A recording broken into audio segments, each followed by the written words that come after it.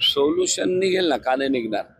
सर्वप्रथम मी आपल्या जे सामाजिक संघटनेचे प्रमुख पदाधिकारी आणि कार्यकर्ते उपोषणाला बसले त्यांना लोकप्रतिनिधी या नात्याने पहिल्यांदा धन्यवाद देईल की आपल्या गावच्या नदीची आणि आपल्या गावच्या नागरिकांची सुरक्षा भविष्यात सांभाळली जावी याकरता प्रशासनाला आणि लोकप्रतिनिधीला जाग आणण्याकरता म्हणून त्यांनी जे उपोषणाचं अस्त्र अवलंबलं त्याबद्दल मी त्यांना धन्यवादही देईल आणि विनंतीही करेल की प्रशासनाला सहकार्य करावं की जेणेकरून आपण तुमचा हेतू त्याच्या पाठीमागचा अतिशय चांगला आहे आणि त्या माध्यमातून आज त्यांना मी भेट द्यायला आलो आणि माझा या उपोषणाला पूर्णपणे पाठिंबाही आहे की जालना शहराच्या विकासामध्ये सीना नदी आणि कुंडलिका नदी या दोन नद्याचं अतिक्रमण निश्चितपणाने निघालं पाहिजे आणि ते अतिक्रमण काढल्यानंतर या शहराला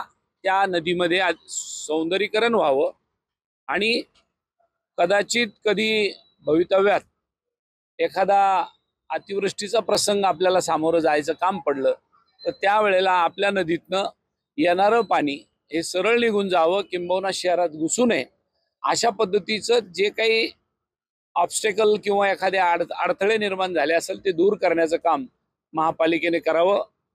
आत्ता जी उपोषणाला बसलेली सामाजिक संघटना आहे त्यांना मी विनंती करणार आहे, महापालिकेच्या प्रशासनाचे आयुक्त इथं आलेले की आपण आयुक्त साहेबांनी शब्द दिला की मी उद्या परवा 2 दिवसात ते अतिक्रमण काढून घेतो आणि जिल्हाधिकारी महोदयाला आम्ही दूरध्वनीद्वारे संपर्क केला आणि सांगितलं की आपण सुद्धा एक सर्व डिपार्टमेंट मिळून एक मीटिंग घ्या आणि त्या मीटिंगच्या माध्यमातून सर्व प्रशासनाला एकत्र करून या सीना नदीचा आणि कुंडलिका नदीचा जो काही अडथळा निर्माण झाला तो दूर करावा. साहेब, जे नदीमध्ये अतिक्रमण झाले त्यासाठी समस्त महाजन ट्रस्ट आहे आणि दिवसापासून जिल्हाधिकाऱ्यांनी निवेदन दिलेलं आहे, महानगरपालिकेला देखील निवेदन.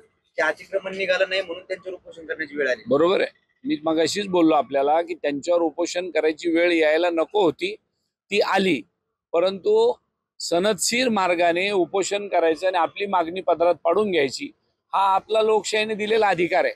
एखाद्या प्रशासनाला काम करताना दिरंगाई होत असेल तर त्याला जाणीव करून द्यावी की बाबा आमचं काम होत नाहीये आणि आपण करणार नसाल तर आम्ही उपोषण करू.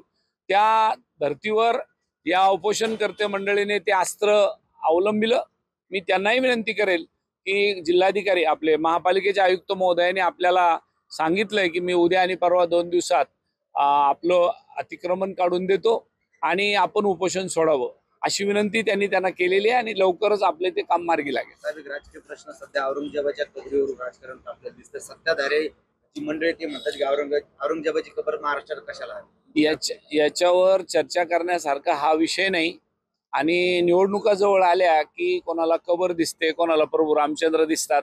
त्याच्यामुळं आम्ही सर्व धर्म समभाव आले आहे, त्याच्यामुळे आम्ही त्याच्यावर न बोललेलं बरं. पण हे सगळे मुद्दे राजकीय आणि निवडणुकीपुरते मर्यादित असतात. इतक्या दिवस कबर इथं होती तोपर्यंत कोणाला काही वाटलं नाही. आता पुन्हा निवडणुका आल्या जिल्हा परिषद महानगरपालिकेच्या, त्या कबरीचा विषय सुरू झाला. त्याच्यापेक्षा वेगळं काही महत्व नाही. त्या प्रश्नासाठी बजरंग दल आणि विश्व हिंदू परिषद उद्या राज्यभर आंदोलन करणार आहे. जालन्यात देखील आंदोलन. मला गेल्या 4-5 वर्षामध्ये या राज्यात जातीय तेढ निर्माण करायचं, धार्मिक तेढ निर्माण करायची अशा पद्धतीचे प्रसंग दिवसेंदिवस समोर येत आहे. हे आपल्या राज्याकरता, पुरोगामी राज्याकरता हे आपल्यासाठी शोभादायक नाही. आणि मग ते हिंदू मुस्लिम वाद असो, दलित सुवर्णवाद असो, अजून काही ओबीसी किंवा जनरलचा वाद असो, हा आपल्याला परवडणारा नाही. आपल्याला काय पाहिजे, या आपल्या जालन्यामध्ये मोठ्या प्रमाणात उद्योजक यावे, आमच्या हाताला काम मिळावं, आमचे पोरं जे नोकरीला लागलेले ते नोकरीला लागावे, चांगलं मार्केट डेव्हलप व्हावं आणि आमची प्रगती व्हावी. याच्यासाठी कोणीच बोलत नाही. कोणी राम मंदिरावर बोलतो, कोणी औरंगजेबाच्या कबरीवर बोलतो, कोणी अजून कशावर बोलतो, कोणी सीना नदीच्या आणि कुंडलिकाच्या अतिक्रमणावर बोलतं का. त्यांना म्हणा त्याच्यावरही बोला ना, आम्ही तुमचं स्वागत करू, पण नको त्या विषयावर बोलता आणि दुसरीकडेच आपलं महत्व वाढवता. हे सगळे राजकीय स्टेटमेंट आहे, मतदानासाठी केलेले उद्योग आहे. साहेब, काँग्रेसचे जे नाना पटोले त्यांनी दोन्ही उपमुख्यमंत्र्याला ऑफर दिली की आमच्या सोबत या, मला अदलून बदलून मुख्यमंत्री पदाचं म्हणजे पद देऊन. मला आपण हा प्रश्नाचं उत्तर नाना बोलो विचारलेलं बरं, मला काही सांगता येणार नाही. काँग्रेसची काय भूमिका आहे? मला काँग्रेसची भूमिका सांगण्या इतका मोठा नेता मी नाही आपण नानाभाऊ पटोलेशी बोला. जयंत पाटील यांच्या पक्षांतराच्या संदर्भात राजकीय वर्तुळात सध्या चर्चा सुरू आहे, काय वाटतं? जयंत पाटलाला विचारलेलं बरं. मी ज्या वेळेला पक्षांतर केलं तेव्हा मला विचारा, जयंत पाटील करायला लागले तर त्यांना विचारा. राहुल गांधी यांचा कलर अजून कोणाला कळालेलाच नाही असं रावसाहेब दानवे म्हणतात. राहुल गांधीचा कलर कळाला का नाही कळाला माहित नाही, परंतु जालनेकरांना रावसाहेब दानवेचा कलर कळाला. ते किती वेळेला रंग बदलतात.